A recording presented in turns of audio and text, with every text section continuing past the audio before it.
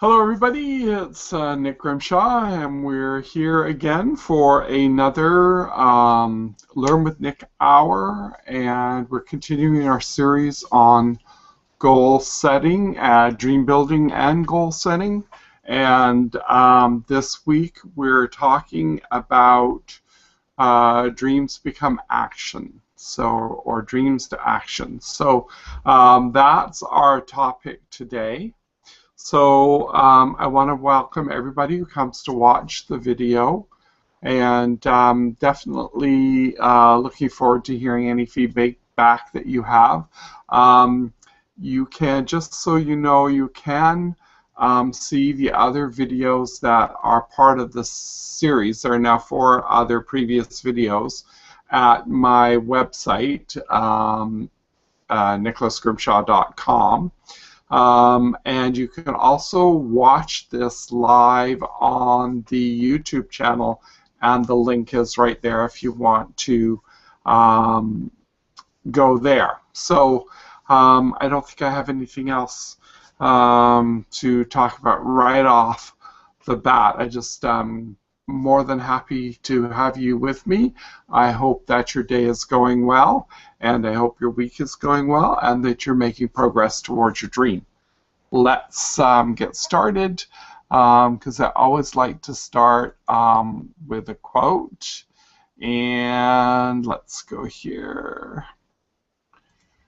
and get this up. Oops. There we go. So we always have, whoops, we need to go, let me just go back out because I'm one ahead. Let's see here, we'll go here. Just a minute, hang on, I just want to get this working properly here. So,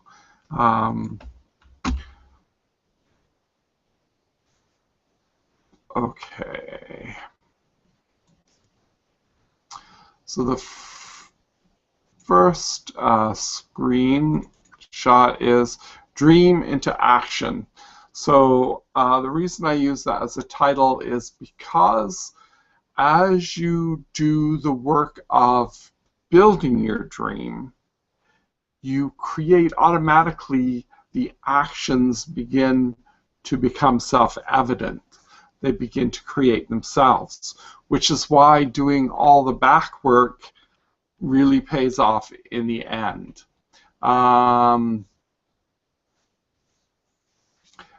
So that's basically the start. Now we're going to go back here. Let's go back and move on to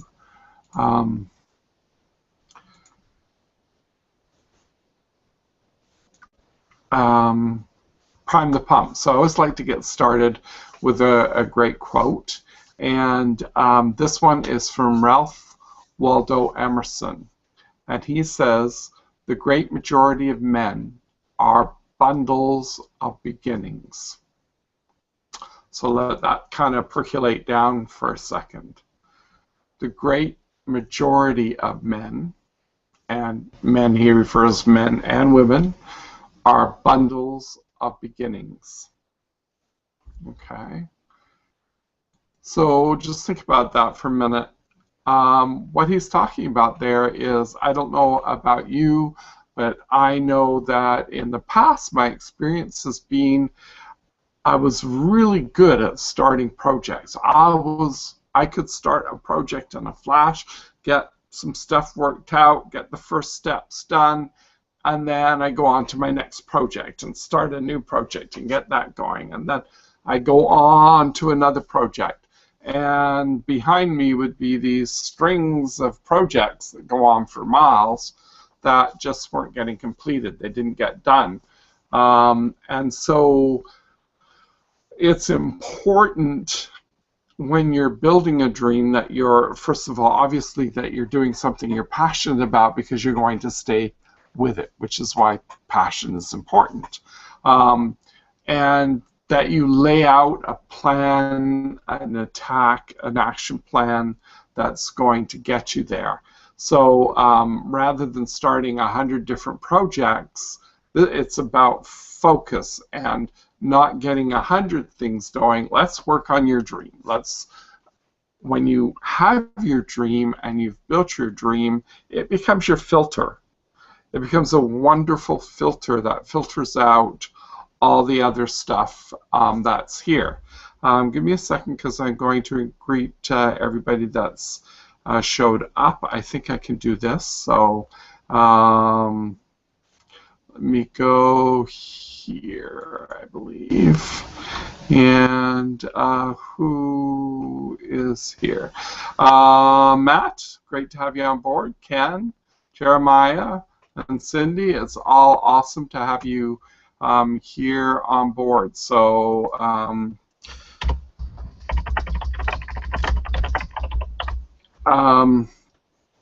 it's a little awkward looking at chat while you're doing this, so just bear with me as we go through.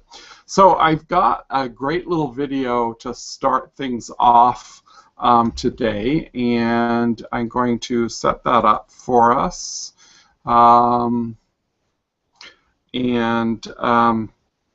always like to have a video to sort of get kind of thinking about what the topic is today. And let's have a look at this. A very short video. So, oh, I got to go and start it to play. There it is. There we go.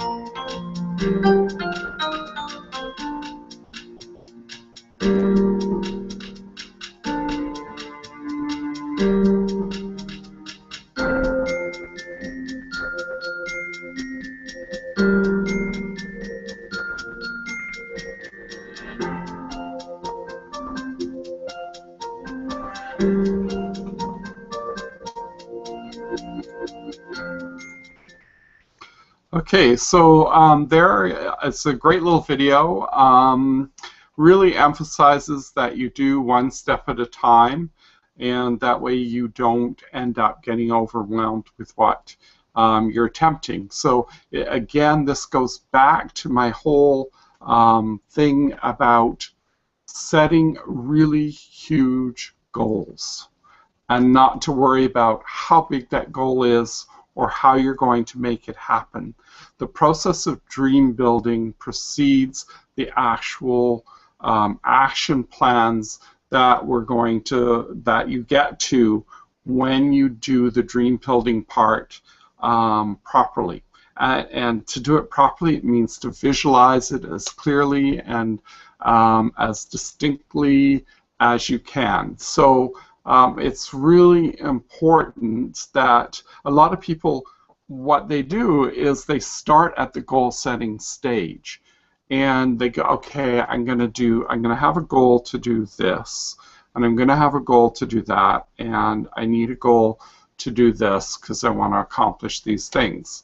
And that's all fine and good, and as I said, the worst thing you can do is to do nothing. Even if all you do is write a list of things you'd like to accomplish, at least it's a start. But my whole point is, if you don't do the dream building, then you're going to end up scattered. Your goals and your targets aren't going to align. You're not necessarily going to figure out what step you should do first. So when you look at that video, it's basic. You go one step at a time. But if you do your dream building process correctly, then the steps almost take care of themselves. And hopefully I can show you more of that as we go along. Just a minute, folks. I have to get back out here, and okay.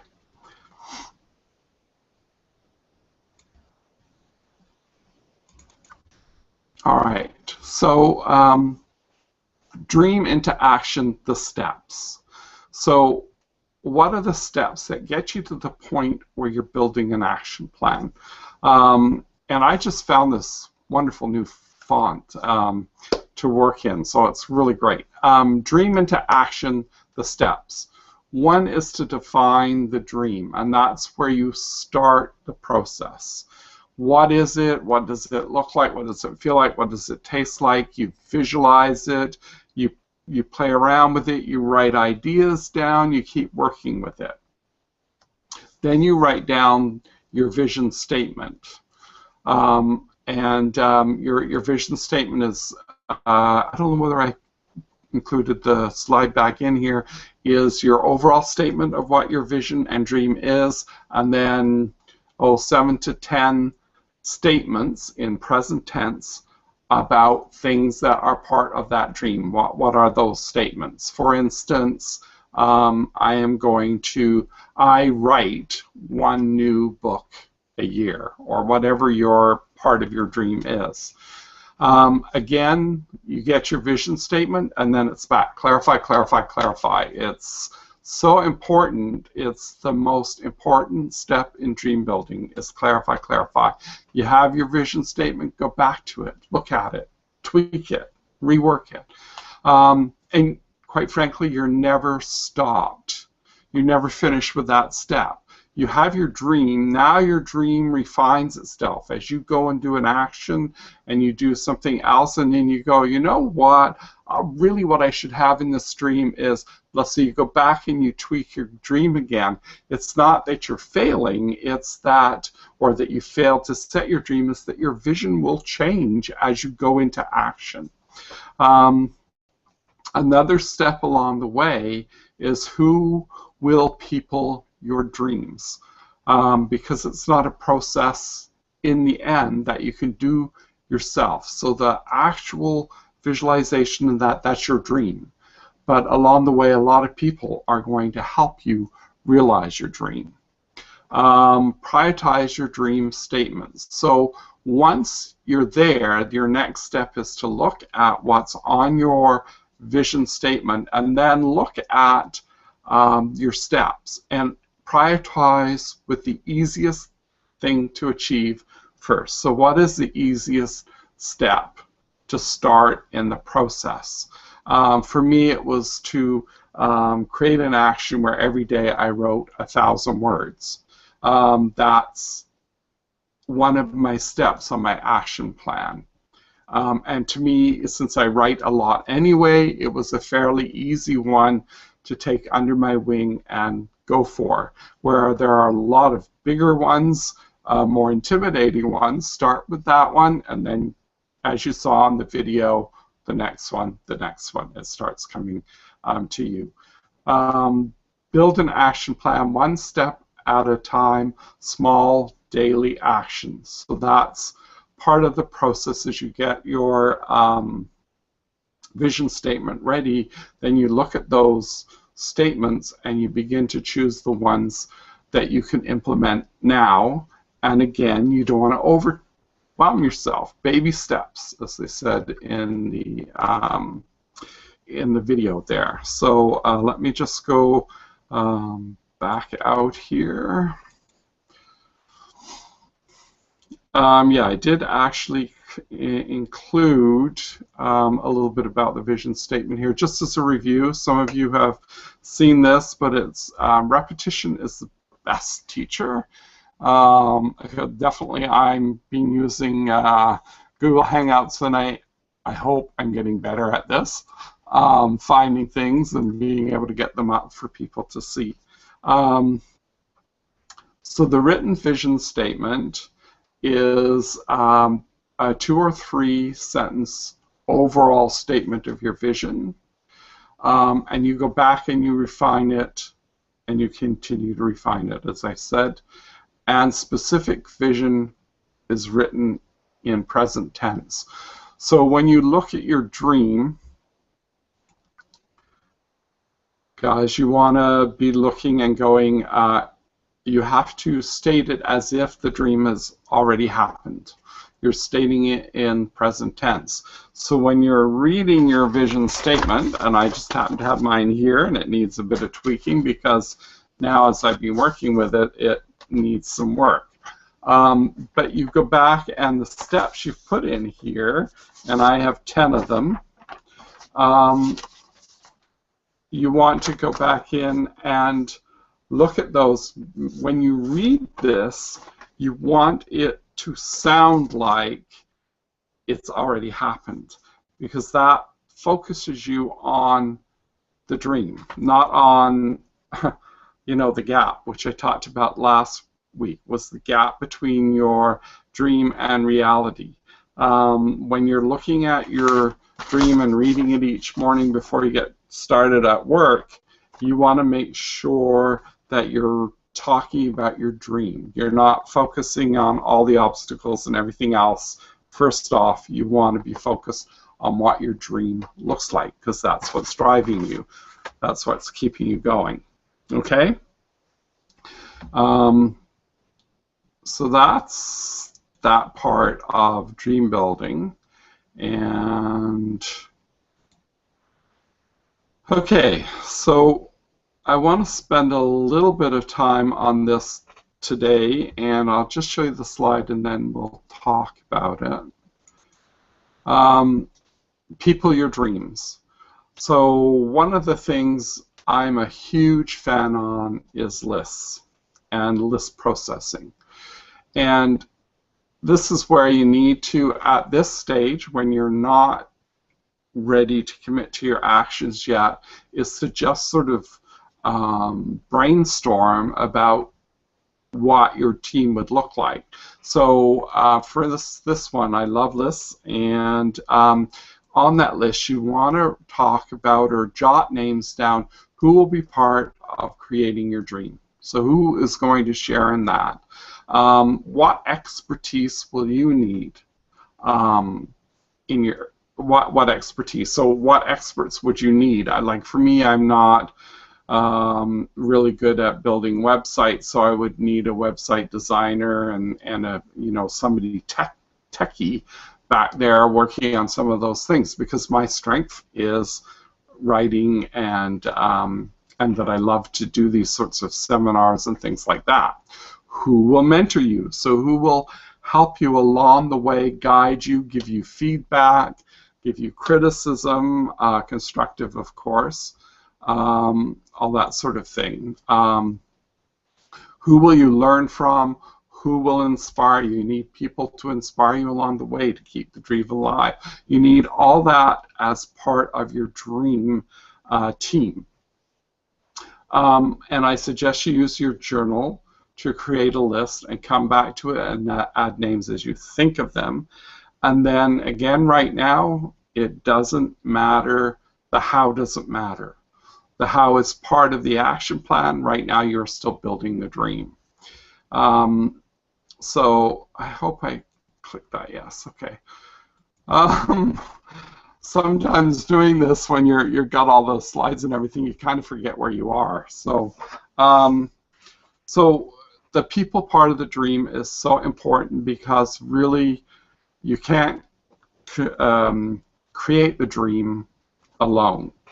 And so it doesn't matter, like my big block when I first started to do this was, okay, so how am I going to pay these people? That's my first, like, okay, there's a really practical problem here. I've got to pay them. But you're in the dream building process, and the how doesn't count. You don't pay attention to the how. Otherwise, nobody would have ever got started on their dreams. If you had to have all the practical details lined up before you started, then you wouldn't make a lot of progress. So to me, I'm going, okay, like on mine, I've got to have 3 full-time staff members working from their own home offices, providing technical support, in-house design services, and logistics. Before I put that down, I had to overcome my how mentality, because right now I couldn't pay for those people if I wanted to. So, you know, how? Now, there are lots of ways to work that, but you're not concerned about the how at this point. So, as you do your action plan, your action might be in there. You might have a step. One step would be to find a programmer you could hire out on a temporary basis as you need them. And later, as things start rolling for you, then you might be able to say, I can now afford my own in-house design person.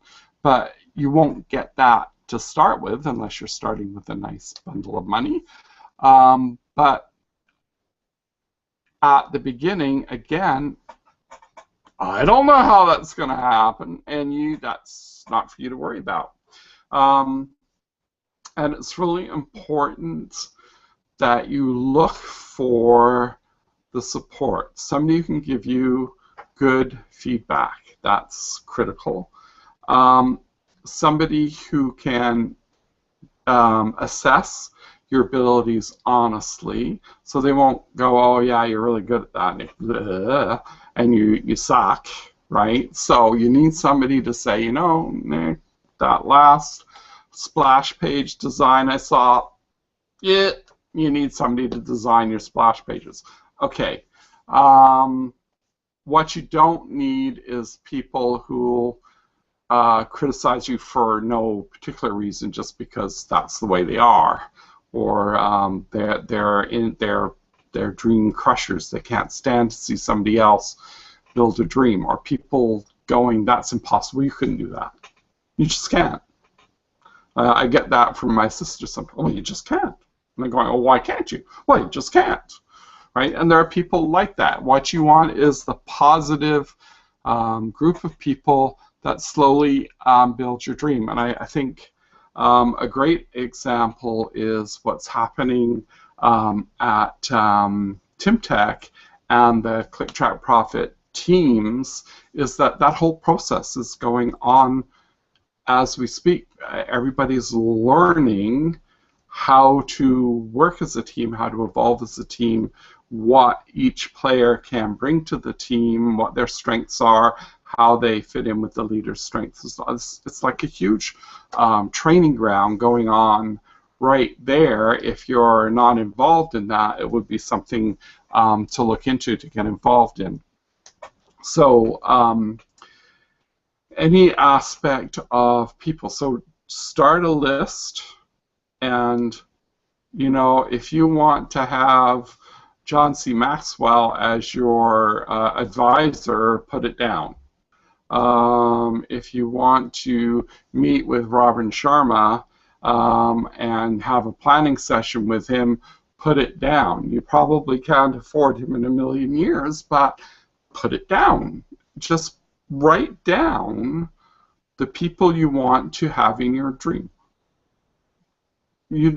Once you put these things down on paper, it's amazing what sometimes aligns in the physical universe for you, and all of a sudden you're going, well, I didn't think that was ever going to, I've got a chance to meet Robin Sharma.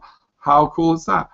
That's the kind of things that happen when you start writing and planning and thinking and clarifying and getting your dream so vivid that it becomes real to you ahead of its manifestation. And that's kind of hard to wrap your head around, but it's quantum physics that all possibilities exist at once in the present. Okay, so all possibilities are possible as long as you are in the present. If you're you've got stuck in the past, or you're thinking and worrying about the future, that won't work. But when you're in the present and you are aware that all possible futures, all possible potentials already exist, if you can get that visual so clear, it basically pulls it into existence, so that you need to live it ahead of the actual experience of experiencing that. So that's why the vividness of a dream is so important. Okay, is there anything else on people? Let's go back. Oops, I have to go here.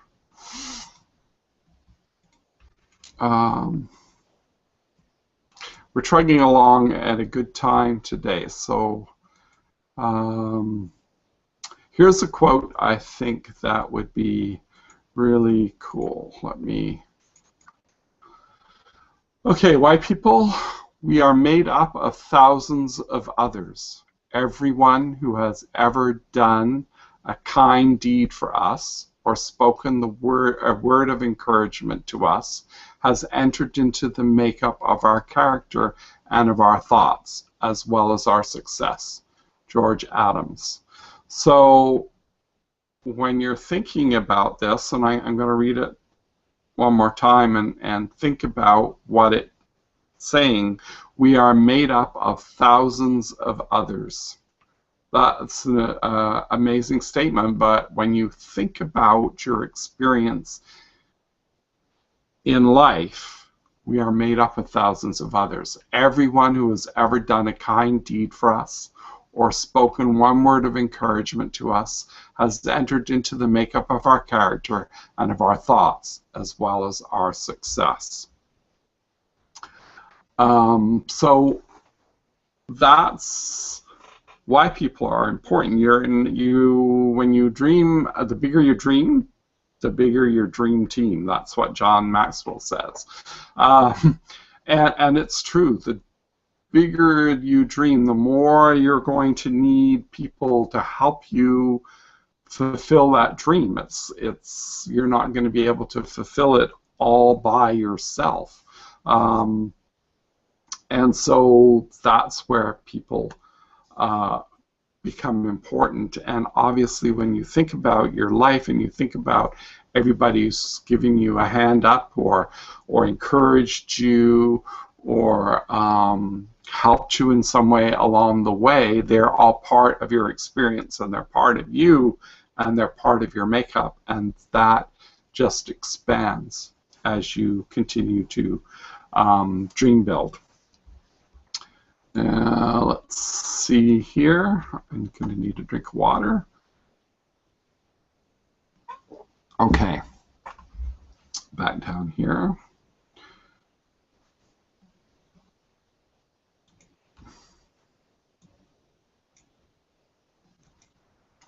Okay, so what I have now is somebody famous,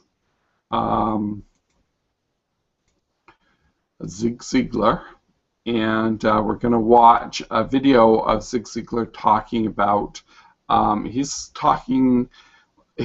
combining some of the things of dream building and goal setting, and I think it's very interesting the way he talks about this, and it's sort of good. We'll be closing off fairly early today, so it'll be interesting to watch this and then just have some closing comments. So let me go down. Oops, I have to go find the movie. Just a minute. I have this all set up, so ready to go. A little bit about goals on the line of how do you lose 37 pounds and write a book. I'm just going to kind of give you that as an example. For 24 years of my adult life, by choice, I weighed well over 200 pounds. I say by choice because, you see, I have never accidentally. I want to talk a little bit about goals on the line of how do you. Sorry about that. Okay. You lose 37 pounds and write a book. I'm just going to kind of give you that as an example. For 24 years of my adult life, by choice, I weighed well over 200 pounds. I say by choice because, you see, I have never accidentally eaten anything. I mean, it's always been deliberate. And when I choose to eat too much today, I have chosen to weigh too much tomorrow. You can choose to set goals and realize your potential, or you can choose not to set them. Now, if you choose not to set them, you got to understand that the consequences are not going to be good down the road. For 24 years, I was going to lose that weight. As a matter of fact, in 24 years, I lost several thousand pounds of weight. How many of you already know exactly what I'm talking about? But it wasn't until I wrote it down, put a date on it, listed the obstacles I had to overcome, identified the people, the groups, the organizations I needed to work with, spelled out a plan of action, set that time limit in there, and identified all of the benefits to me. It was only when I did that that the goal became a reality, and I lost the weight.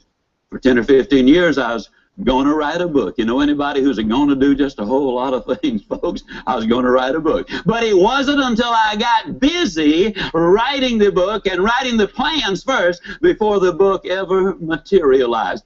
Now, if it sounds like I'm trying to sell you on having goals, how many of you are getting close already? How many of you are becoming convinced right quick like that you need to have those goals? There's no question about it. The immortal J.C. Penney many, many years ago said, give me a stock clerk with a goal, and I'll give you a man who will make history.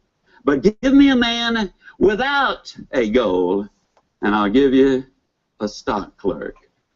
Now, the interesting thing is goals do not care who has them. Let me give you a classic example of the way they work. In 1950, a war-torn, devastated Japan, a nation which had lost an incredibly high percentage of its young men. Their cities were in ruins. They had been bombed out. But in 1950, they got together. They, meaning industry and government, got together and set a goal. The goal was we're going to be the #1 nation in the world during the 1950s in the production of textiles. In 1959, ladies and gentlemen, they accomplished that objective. In 1960, they set another goal. We're going to be the #1 nation in the world in the production of steel. Now, when you understand there's no iron ore in Japan of any significance, there's no coal of any significance there, we're going to be the #1 nation in the world in the production of steel, it seemed like an absurd goal, and yet they reached their objectives. They had taken all of the steps. In 1970, the Japanese set another goal. They said during the 70s, we'll be the #1 nation in the world in the production of automobiles. They missed it, folks.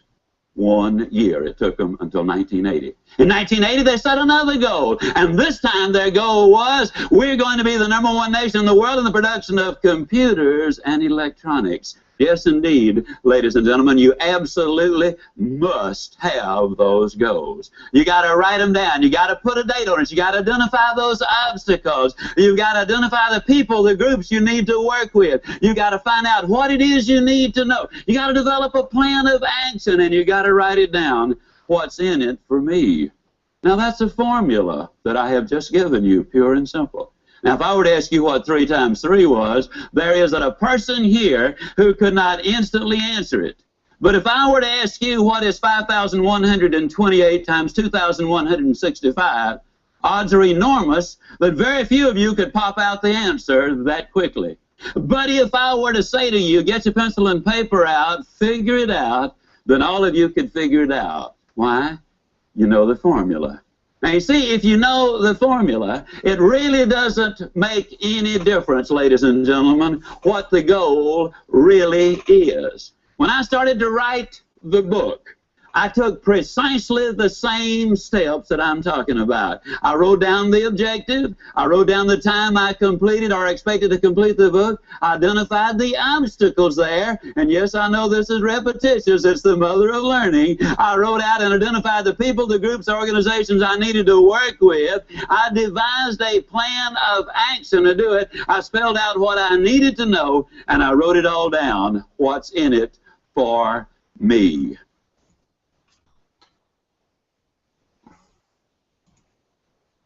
Okay, so that was the famous Zig Ziglar, talking about goal setting, and I do want to make sure or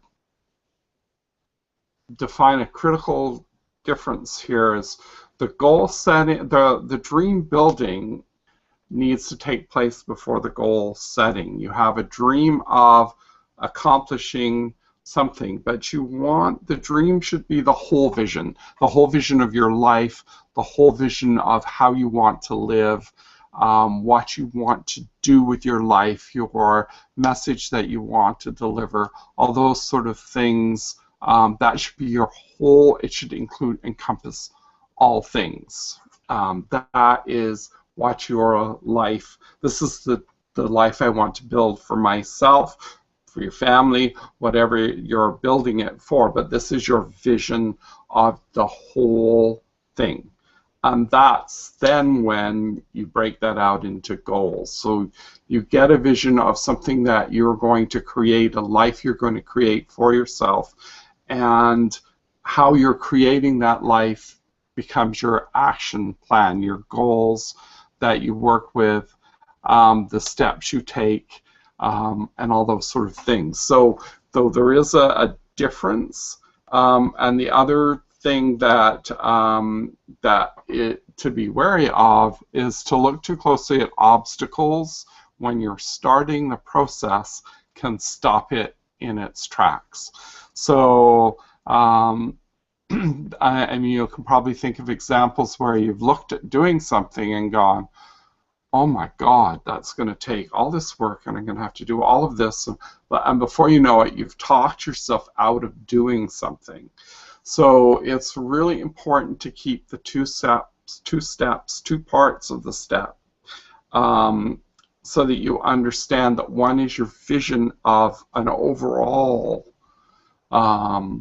world that you're going to create for yourself, and the other is the goals, and you'll have big goals and you'll have small goals and you'll have targets and the action plans, and that's what we're going to start getting into. How do you do that? How do you break that out? How do you take this huge thing you've created for yourself and how do you parse it out so that you can take a step with confidence, build confidence, so that you have the confidence to take the next step? Because the process of goal setting and targeting is about building your confidence in achieving this big vision that you have. So I really, again, I can't emphasize that enough. Your dream is the whole thing, and then within that is your goals, and they are a series of things. So when you do your vision statement, you are actually writing out the precursor to your actual goals. So you have your whole vision, and then, for instance, my first one is I publish one new self-development book each year. That's a part of my total vision of my goal. Because another part of my vision is I spend fall and winter in a tropical location writing, planning, and renewing for the following year. So that's another part. So you see, you take one of those, and I've talked about that already. The writing part is, okay, for me, that's the simplest place for me to start. I can do 1,000 words a day and write them, and I have topics and so on that I'm working on, but that's part of what I'm creating to do. I'm learning how to use Facebook so that I can build a bigger list, because I need a bigger list to hit my dreams. So as you work this big thing that looks totally impossible to do, you begin to see the steps that you need to take to get there, and they are far less intimidating than that huge dream. So that when you come down to it, and now I'm not, there's my big goal out here, and I'm looking at writing 1,000 words a day. That's easy peasy, as it said on the original tape. So that's the magic of doing this the right way around. And when you have your goal, when you have your dream, the magic is other things start falling into place. Your actions start falling into place. But there's some great material for specific things to work your actions, how to work those, how to build that action. What is an action plan that you're going to create? And again, you start out with these huge goals. You don't worry about SMART. The last thing you want to do is SMART goals. Please forget everything about SMART until you get right down to the itty-bitty detail on, okay, when are you going to do that? You need to do blah, blah, and I'm going to do that by Friday at 3 o'clock, blah. Okay, that's when you get specific. And there's a lot of detail in doing that, but once you have the big, the rest of it is a whole lot easier, a whole lot less intimidating, and you get to those obstacles as you take those steps. You're overcoming obstacles, and rather than looking at them right at the beginning and going, well, I can't write a book a year. Just there's no way I can do that. But if you go and say, well, I can write 1,000 words a day, then, hey, I'm going to have a book by the end of the year, right? So, so that's sort of what I wanted to keep this whole thing. Is the whole point of this is that there are two processes that go together and create a whole way of doing things. Okay, if anybody has questions, they can always add me to Skype, and my Skype ID is nicknick90, and you have questions or comments, please go there. I'll put them in the link to my website. If you go to nicholasgrimshaw.com and click in the comments section, and I think there's a contact section where you can contact me.